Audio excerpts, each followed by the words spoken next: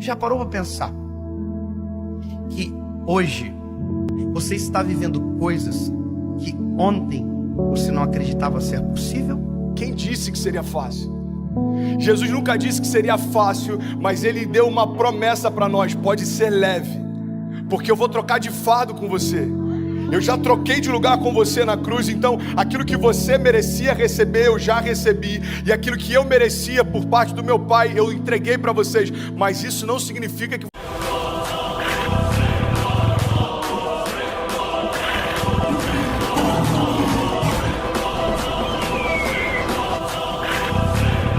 vai ser fácil, irmão.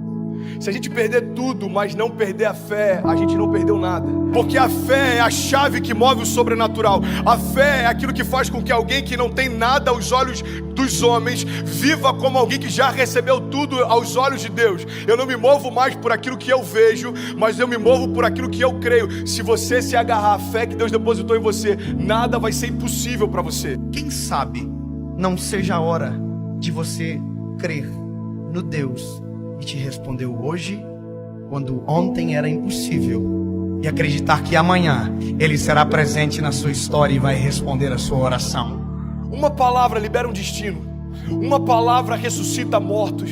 As nossas decisões, elas têm impactos a curto, médio e longo prazo.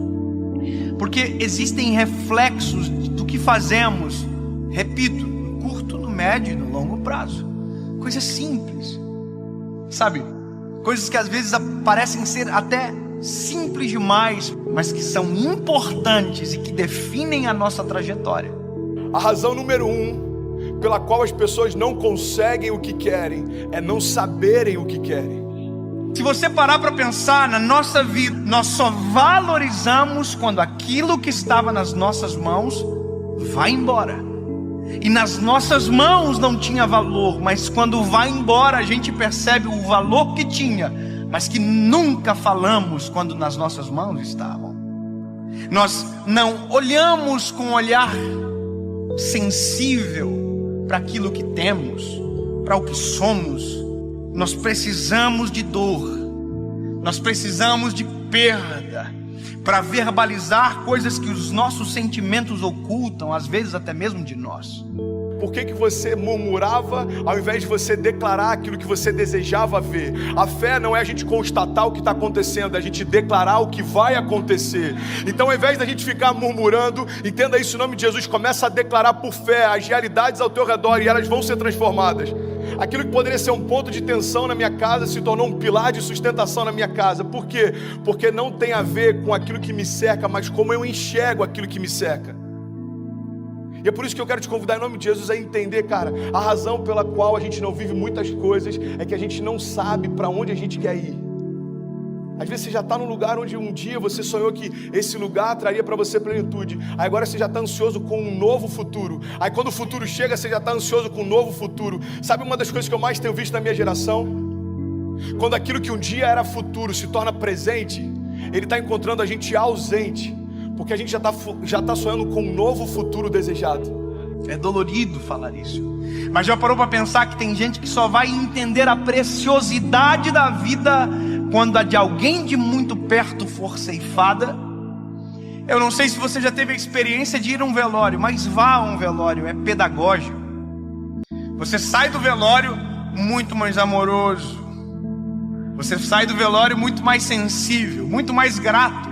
Você agradece o ar que expira quando descobre que a pessoa que está no caixão faltou o ar para viver. Você valoriza o coração que bate no peito. Você valoriza a esposa que você tem. E às vezes só se valoriza quando perde. Você verbaliza, às vezes, palavras fora de hora. Vá a um velório onde alguém que perdeu o pai e que nunca disse que o amava, para você ver a dor que é. Ele abraça o caixão, ele grita: eu te amo! Mas essa palavra não surte mais nenhum efeito, porque quem precisava ouvir não ouve mais. Porque tem coisas que só valem enquanto há tempo, fora de tempo não vale mais. O seu posicionamento define os seus limites.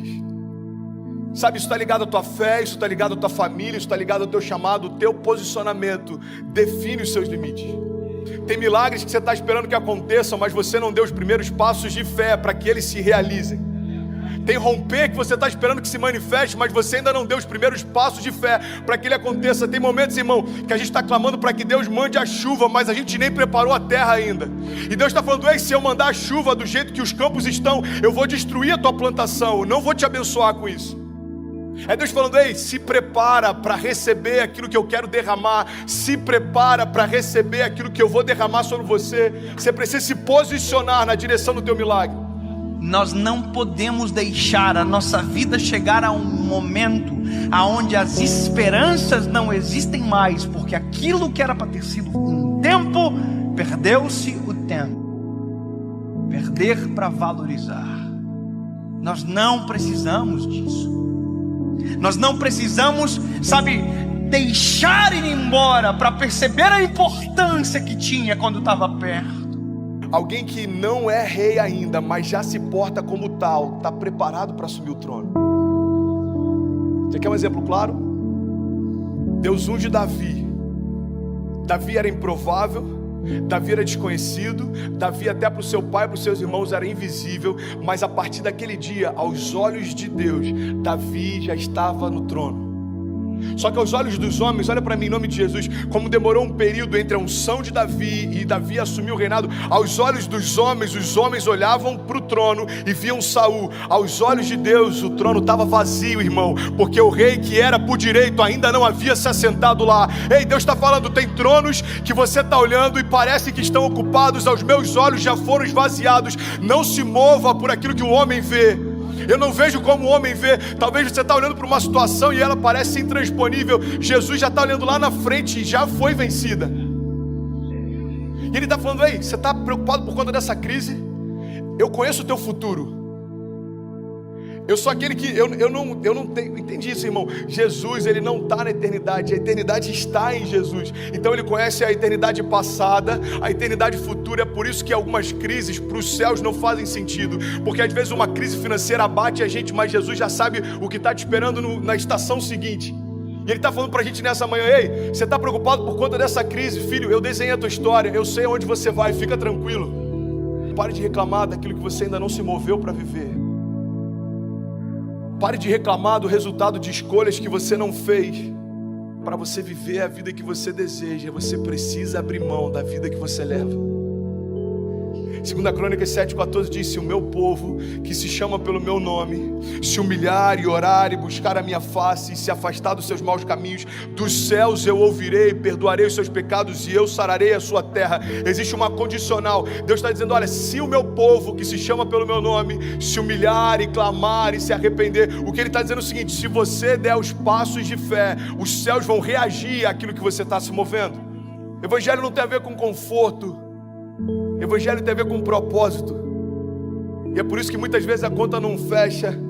Irmão, quem disse que seria fácil? Eu quero te encorajar a você se posicionar na direção do seu destino, na direção do destino que Deus prometeu para você. Nada menos do que isso vai ser aceitável. Salmo 126, versículo 5 diz: aqueles que semeiam com lágrimas, com cantos de alegria colherão. Aquele que sai chorando enquanto semeia, voltará com cantos de alegria, trazendo seus feixes. Mas eu não posso fazer por você aquilo que só você pode fazer.